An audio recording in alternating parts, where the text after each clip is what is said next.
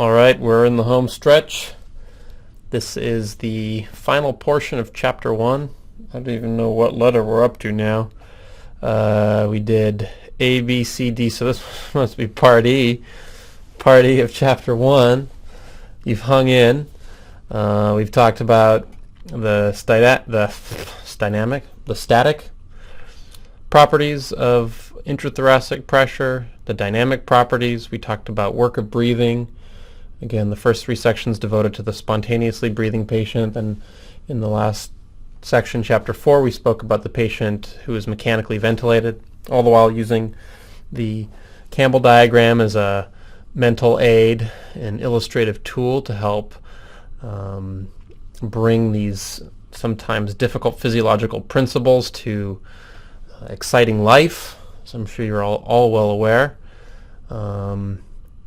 Now I just want to round out this chapter with a little bit of Autopeep, because this is something that's very clinically relevant in the intensive care unit. It's something really, I think that's only been described in the last 25 to 30 years, with John Marini being really one of the pioneers of Autopeep. In essentially, you should pick up any one of his numerous review articles on the topic and go through it. I think one of his favorites of mine is a Blue Journal article review from it was at the beginning of my fellowship, so maybe the fall of 2011 in the Blue Journal. Definitely pick that one up and take a look at it, and let's get going. So we're going to start off our discussion of Autopeep with time constants. Just to really jolt everyone awake, let's define a time constant. So the time constant of a lung unit. So what's a lung unit? Well, a lung unit can be whatever you want it to be. It can be an alveolus. It could be respiratory bronchial and a group of alveoli. It could be a acinus. It could be a secondary pulmonary lobule. It can be a group of secondary pulmonary lobules. It can be a lobe. It could be an entire lung. It doesn't really matter. It's more the principle that's important. And the time constant applies to a viscoelastic structure that can distend and retract. And it's essentially, the time constant is proportional to the resistance and compliance of that lung unit. And it's a measure of how long it takes that, again, it's time constant. It's a measure of how long it takes that lung unit to fill and then empty.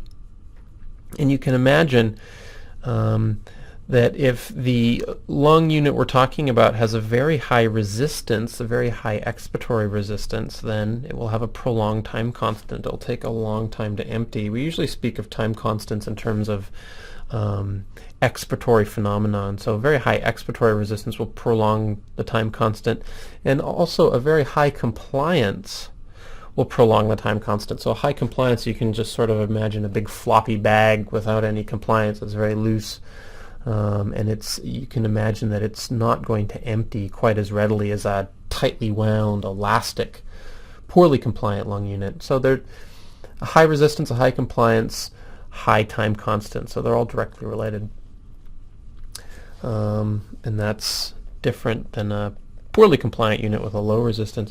Now there tends to be kind of a feedback mechanism that limits the extent to which a time constant can prolong, and that is, as a lung unit is distended. So if you can imagine it's having trouble emptying and it's becoming more and more distended, it actually, as the lung unit becomes more distended, it becomes less compliant. So that tends to, as it becomes less compliant, that tends to facilitate emptying. So then you can imagine that the combination of high time constant, that is a lung unit that has a very long time to empty, with a short expiratory time, so a patient with a high respiratory rate will have a short expiratory time. You can think of it as like systole and diastole, that as the heart rate goes up, then your filling time lowers. It's the same thing with a high respiratory rate. This is a very bad combination, because then lung units cannot empty, and when lung units cannot empty before the next inspiratory breath, As this progresses, then you can have progressively higher pressures in the thorax. And this high pressure remaining in the alveolus affords the lung unit a tendency to increase in volume, and we've talked about this extensively already, and we'll talk about it more in Chapter 2 in the terms of the vasculature. But as the distending pressure, as the transmural pressure of a distensible object increases, it tends to increase in volume, and that the degree to which it does increase in volume is modulated by the compliance. So let's go back to our friend the Campbell diagram once again. You guys are all pros at this now. So this is a patient who's got an acute onset of high airways resistance. So they're breathing spontaneously, so they have to generate a very low pleural pressure to overcome this airways resistance. Again, this is the dynamic component of pleural pressure on the x-axis, and lung volume, thoracic volume on the y-axis. And then because of the high expiratory airways resistance as well, they have to generate a positive intrathoracic pressure. They have to increase alveolar pressure to overcome that resistance and return to FRC. Now, this isn't drawn completely accurately because, again, this is more of a qualitative. In fact, all of my lectures are qualitative, not quantitative assessments of heart-lung interaction, because quantitative, frankly, would just be impossible to do. But normally, as we talked about in Part B of Chapter 1, I hope that you guys watched that. These are meant to go in order. That in Part B, that during inspiration, actually, airways resistance tends to decrease as lung volume increases. So inspiratory resistance tends to be a little bit less than expiratory resistance. So this isn't entirely correct, but you know I do my best for you. And again, this is a free lecture. So this is obstructive airways disease. The way, as we talked about in Part C of this chapter, work of breathing, the way that patients compensate for a primary increase in airways resistance is that they breathe at higher lung volumes. As I just mentioned, when you breathe at higher lung volumes, the higher lung volumes tend to tether open the airways and mitigate airways resistance. So there's an increased elastic work of breathing, comparing this to this, but there's a lower dynamic work of breathing or resistive work of breathing, and that's the trade-off the body makes. And so as the patient dynamically hyperinflates, as the lung volume increases, the FRC becomes dynamically determined. So the FRC is no longer here, but the FRC may be at this much higher volume as the lung becomes distended and pushes out against the chest wall. The pleural pressure begins to rise, and the FRC may now be much higher. And again, the degree to which the pleural pressure increases at this new dynamic FRC is going to be dependent upon the chest wall compliance, and we've already talked about that extensively in this chapter under the mechanical ventilation section. And also important to realize here is that Autopeep increases the inspiratory threshold load, and the inspiratory threshold load is really the lateral distance in this from this dynamically determined FRC to the onset of airflow. Again, this is inspiratory airflow, so it's this lateral distance, it's this increase in pressure that the inspiratory muscles must overcome just to begin to generate airflow. And again, down at FRC in a normal patient, there really is no inspiratory threshold load, but with this positive end expiratory pressure, this becomes the threshold load, as graphically depicted by these kind of pink tram tracks here, and that's your inspiratory threshold load. So PEEP and pleural pressure, if the patient is breathing spontaneously, then there's really no good method of measuring alveolar pressure at end inspiration or expiration. In the spontaneously breathing patient with Autopeep, it's important to bear in mind that pleural pressure, and therefore pericardial pressure, if we're using pleural pressure as a surrogate for pericardial pressure, which isn't exactly true, but we'll go with it.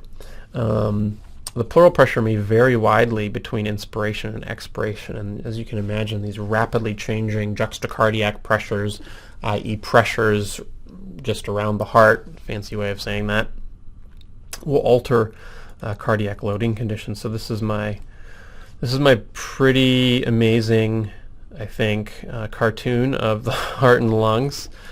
The little glow down here represents pulmonary blood flow, so it's greater at the bases because it's gravity dependent. So what happens is you begin to air trap, and alveolar pressure begins to increase. This is depicted by these kind of collapsed airways that look like they have high resistance, that's leading to this end expiratory pressure. So autopeep and dynamic hyperinflation collapse alveolar capillaries and afterload the right ventricle. So what this tends to do is it tends to increase your alveolar pressure relative to your pleural pressure. That is your transpulmonary pressure, as I've previously talked about. And the transpulmonary pressure is what determines your lung volume. So it tends to increase does increase the transpulmonary pressure and tends to increase your lung volume. And this leads to collapse of these flow-dependent capillaries, vascular beds, and you lose that blood flow.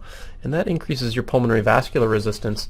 And now your right ventricle is having a harder time squeezing blood flow forward because its afterload is increased. And additionally, the hyperinflation near the heart tends to compress the heart and raise the pericardial pressure. So now check this out. Watch this heart. No. Okay, so that's the Campbell diagram. I'm going to show you the pressure here, and we're going to call this pericardial pressure. This is, again, pleural pressure or intrathoracic pressure on the x-axis, and we're going to call it pericardial pressure. Now watch the heart. Whoa, look, it got squished down by all that autopeep, and that's because the pressure around the heart, the PEEP pericardial, has increased as a result of this dynamic hyperinflation. So that tends to hinder venous return. You can sort of imagine the heart being squeezed by some hands and increasing the pericardial pressure and hindering venous return. But inspiratory pleural pressure may be very negative, which then tends to augment venous return, as we'll talk much more about all this in Chapter 2. So this will become a little bit more clear. So you can see that during the inspiratory phase, pleural pressure can be quite low, and this may augment venous return. And it has other effects on the left ventricle as well, which we talk more about later. But it's just important to bear in mind that these wide changes in intrathoracic pressure can have very profound effects upon the cardiovascular system. So in the patient who's mechanically ventilated and completely passive, that last one was the spontaneously breathing patient, so this patient has no respiratory muscle activity, then the end expiratory pressure can be estimated. And the end expiratory hold is the maneuver that is used, and so those of you who've spent some time in the intensive care unit may have heard of this. So this is not the end inspiratory hold, which we talked about in the last portion of this chapter, but this is the end expiratory hold. Remember, end inspiratory hold is the measure of the plateau pressure, which is a measure of your end inspiratory alveolar pressure, which also gives you a sense of the compliance of the respiratory system. It's a static pressure. Similarly, the end expiratory pressure is essentially the same physiology, but it's just at end expiration. So at end expiration, at the cessation of gas flow, it's really a measure of your alveolar pressure, or a surrogate of your alveolar pressure at end expiration, and it is a static pressure as well. So you can do an end expiratory hold, but it may significantly underestimate PEEP at end expiration, and this cartoon, as you saw in the previous slide, may illustrate why. And that is, you can see that at end expiration, remember that as the volume of the lung decreases, which is what happens during expiration, at end expiration, in theory, the lungs are at its lowest volume in the respiratory cycle. The airways tend to collapse at the low lung volume, And what the ventilator is going to measure is only those lung units that are in open communication with the proximal trachea. Remember, the proximal trachea is what the pressure of the ventilator is measuring. So it's kind of dumb. It can only measure what it sees, and if it doesn't see this PEEP hidden behind these closed off airways, it's actually not going to measure it. So this patient, with all this Autopeep, you measure it here with an end expiratory occlusion pressure. It may actually only be 8 because it's only averaging out the lung units that it's seeing, not these lung units that are hidden behind these closed doors. So this is really a critical component that a lot of people don't realize in the intensive care unit, that the end expiratory occlusion pressure may significantly underestimate the amount of PEEP that's hidden there. And there's ways there's clues as to whether or not this physiology is occurring in a patient where you think there may be like truly occult PEEP. So this is the end expiratory hold. Again, this is the pressure time graphic that we talked about extensively in the previous section. And this is the end expiratory hold. And so at end expiration, you'll see pressure come down, and then when you apply the hold, there may be an increase in your pressure, and this is what determines your end expiratory pressure. And this is your total PEEP.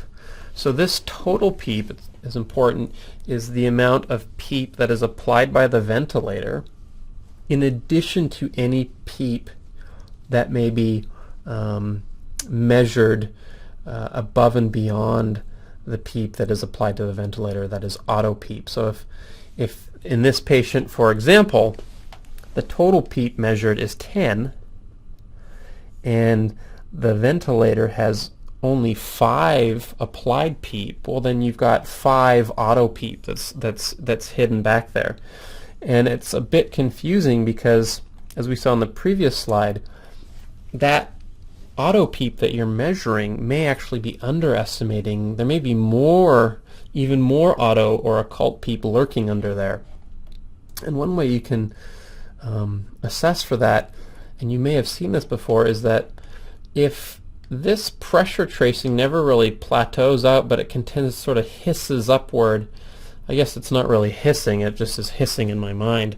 And that's because as you maintain the end expiratory hold, some of the pressure in those units that are hidden is actually releasing gas, and the airflow is leaking into the central airways from behind these closed lung units, and the pressure is kind of slowly inching upwards. So this may be an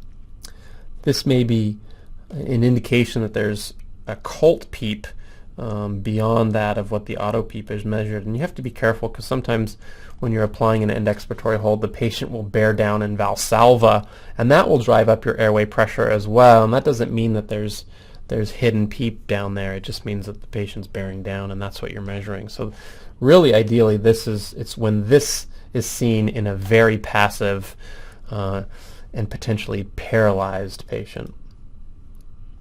So in a volume target mode of ventilation with a constant flow, that is the square wave pattern, which we talked about in the last section in mechanical ventilation, then you can use the changes in the terminal portion of the pressure waveform to suggest any end inspiratory changes in compliance. So this is another method to suggest Autopeep. And again, I can't stress enough that this has to be in a constant volume, constant flow throughout the inspiratory cycle, such that the only way that the terminal portion of this pressure waveform will change is really due to a change in end inspiratory compliance. Go back to the last section and look up what the peak pressure, the equation of the peak pressure, and note what all the variables that go into it, but certainly what go into it is flow. And so if the ventilator is giving a decelerating flow pattern, then this assessment completely falls apart, because there may be changes in this terminal deflection of the airway pressure waveform just because of the decelerating flow pattern. So this has to be constant volume, constant flow. And I forget who the authors of this paper were, but I think it's kind of a cute physiologic principle that you can apply at the bedside in these patients. And I believe they called it the stress index. And you can look at this terminal portion of the pressure wave, and if it is an upwards concavity, then this suggests that at the very end inspiration there's an increase in elastance or a decrease in compliance. And again, when this is constant volume, constant flow, then this essentially becomes a pressure volume relationship. And pressure, when you compare pressure and volume, that's essentially elastance or compliance. So when it curves out like this, or concavity upwards, that means that at end inspiration there may be over-distended alveoli, i.e. from Autopeep, that are becoming even more distended and poorly compliant at very end inspiration.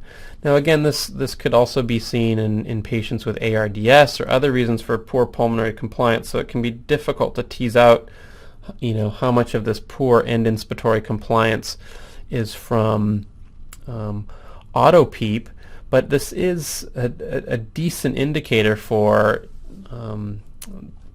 over-distension of alveoli at the end of inspiration.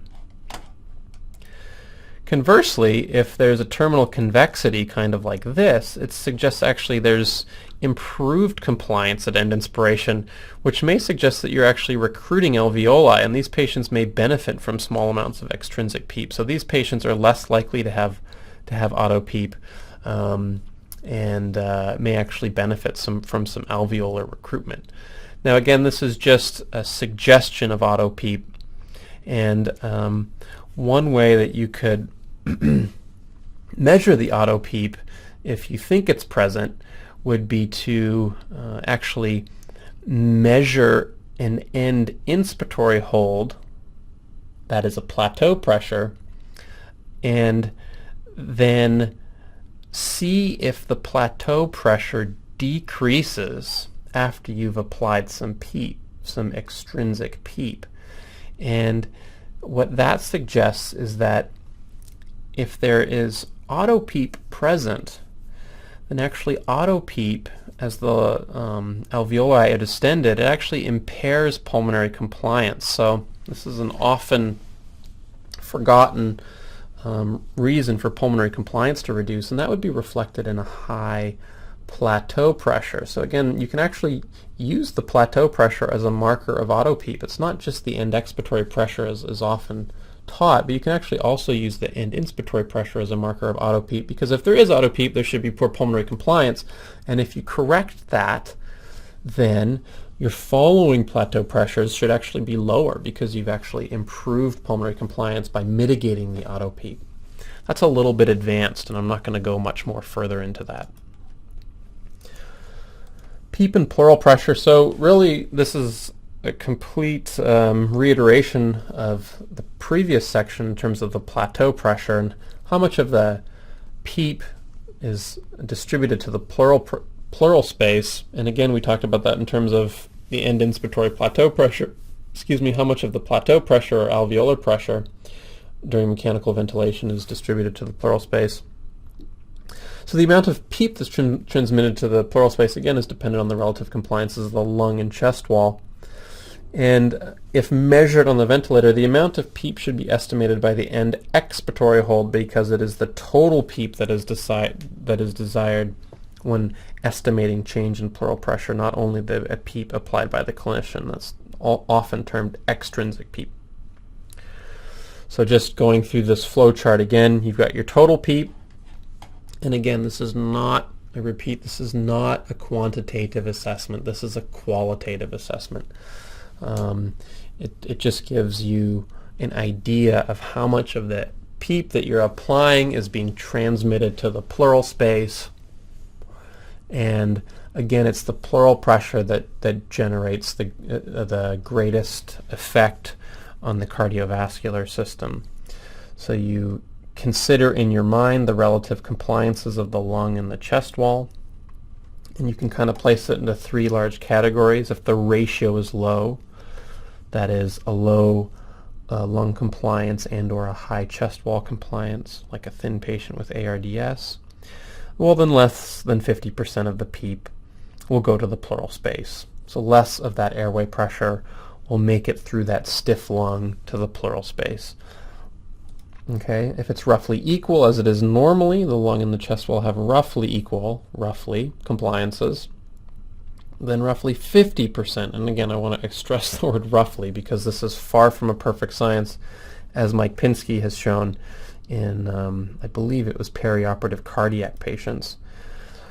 And then if the compliance ratio of lung to chest wall is high, that is a high lung compliance, a low chest wall compliance, or a combination of the two, for example, the obese kyphoscoliotic patient with COPD, then a very rough greater than 50% of PEEP will go to the pleural space.